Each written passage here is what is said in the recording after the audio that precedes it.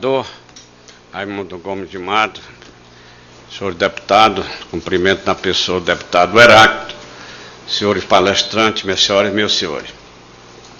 Eu venho acompanhando o deputado Raimundo desde quando entrou no PAC a Transnordestina. Foi no PAC 1, em 2007. Era para ser concluído em 4 anos. Terminou 7, 8, 9 e 10. Pouco se fez na primeira etapa do PAC 1. Continuou no PAC 2. 10, 11, 12, 13, 14. Já está no PAC 3. E não se conclui. O orçamento inicial era 5,4, salvo engano. Eu visitei a Transnordestina, agora recentemente, quando a presidente foi lá, uns 3 meses atrás. E a projeção do orçamento da Companhia Siderúrgica Nacional é para chegar a 7 e pouco, 8 bilhões. Aqui eu já vejo uma projeção de 11 bi.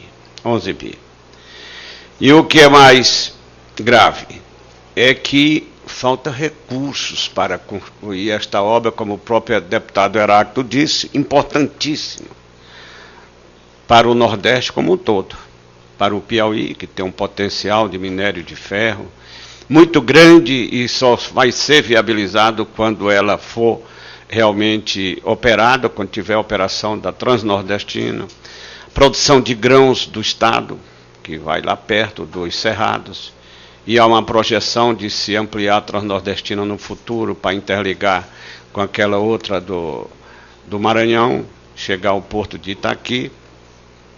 Mas eu tenho aqui, pela palestra que me trouxe aqui, os recursos liberados. FDNE, da Sudene, 51,4. Aqui tem emissão de várias de debêntures do FDNE, da Sudene, né? O FNE do BNB é muito pouco, meu querido superintendente, 2,39, BNDES também muito pouco, 2,98, recursos próprios, que está incluindo também o FINO, 15, da Companhia Siderúrgica, que tomou empréstimo ao BNDES, também 15, e a Equit, isso aqui é recurso próprio da CSM, 10%, em torno de 10%, e da Valec, 9%. Então, a distribuição. O que nós precisamos é levar a sério as obras do Nordeste. Quais são as obras mais importantes que temos no Nordeste? A Transnordestina e a transposição do Rio São Francisco. Esta nem no Piauí vai, mas ela é muito importante. Essa transposição vai beneficiar mais ou menos 20 milhões de pessoas no Nordeste como um todo. Eu sou coordenador da bancada do Nordeste, é um assunto que nós temos debatido muito lá, essas 2 obras estruturantes. Mas, acima de tudo, um percentual pelo menos compatível com aquilo que nós representamos do PIB, que é muito pouco, 14% do PIB brasileiro, e da população 28%.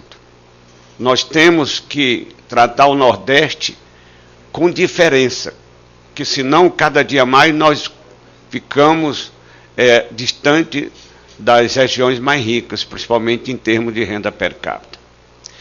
Eu vejo aqui, quando criaram os fundos regionais, o FNE, o FCO e o FNO, nós ficamos com 60%. O Centro-Oeste com 20% e o Norte com 20%. Foi o maior avanço, até porque nós do Nordeste representamos mais de 3 vezes também o que representa essas 2 regiões em termos de população. O que aconteceu? O Centro-Oeste cresceu muito acima da média nacional.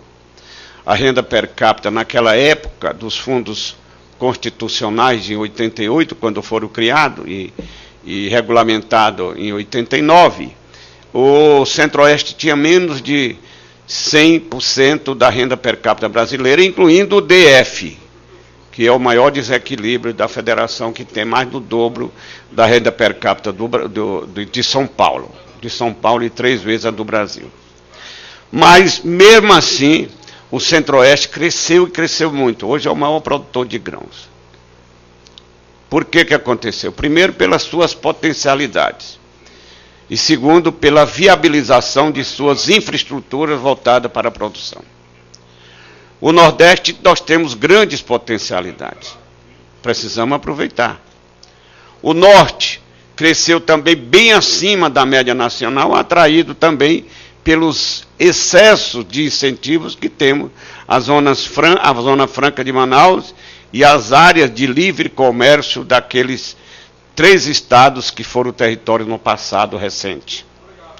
Então, o Nordeste, o que houve de diferença? Pelo contrário, nós evoluímos em relação à federação. Os incentivos do FINO, que já fomos o FINO, presidente, coordenador, já foi o dobro dos incentivos da Zona Franca de Manaus. Hoje o FINO representa 23% dos incentivos que são concedidos à Zona Franca de Manaus. Nós já fomos 200% mais do que o Zona Franca de Manaus, em 88. Hoje nós somos apenas 23%. Então nós perdemos demais pela inatividade, pela talvez até omissão de nossa bancada. Então nós precisamos bater duro para reativar esses fundos regionais. Aliás, o FINO principalmente, o FINO, que tenha um nível competitivo percentual que era no passado, quando no auge da Zona Franca de Manaus, que ela já tem mais de 40 anos que foi instituída, nós tínhamos a Sudene com o FINO, que representava a grande incentivador dos investimentos no Nordeste. Então nós precisamos bater muito, mas acima de tudo viabilizar urgente a conclusão desta obra e também da transposição. São as obras mais importantes do Nordeste. Transposição do Rio São Francisco, e principalmente nesse momento que está em grave situação da água, nós sabemos o problema da diminuição da vazão do rio, mas nós precisamos de pelo menos 30 metros cúbicos por segundo, a mais. Sabemos que a ANA só autorizou isto, mas nós precisamos, além disto, mais 30 metros cúbicos para fazer esta transposição urgente para abastecer as famílias do Nordeste. E essa transnordestina ela é tão importante para o Piauí, para o aproveitamento. Nós temos já identificado a grande riqueza no nosso estado, que é a produção de minério, já identificado, já pesquisado, e só será viabilizado com a transnordestina. E a produção de grãos no nosso estado tem o maior crescimento percentual do Brasil.